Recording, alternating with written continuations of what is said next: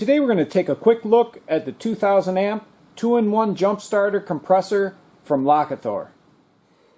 To really put this jump starter to the test, I picked up a bad battery or core from a local auto parts store, and here's the results of a quick battery test.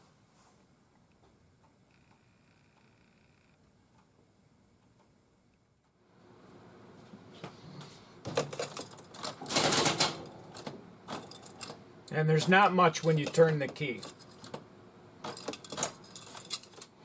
The jump starter is very easy to use. Just hook it up, turn it on, and go turn the key.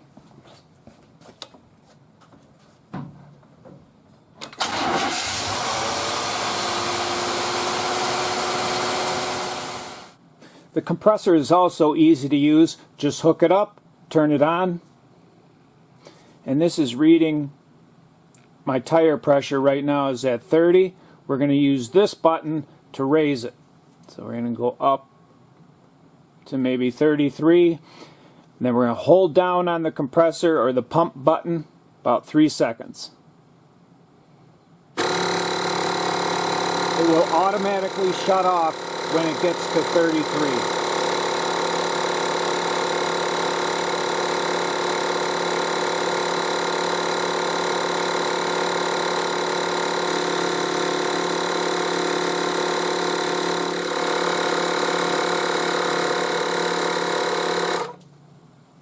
And that's it.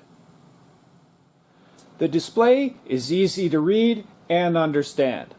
There's an on-off button, a red light and a green light to warn you or to let you know that everything's okay, a bar PSI switch, an easy to view digital readout, a plus or a minus for setting the tire pressure, and a pump on and off switch. It also features super bright LED lights. The first setting is a trouble light, the next setting is a strobe, and the last setting is an SOS warning.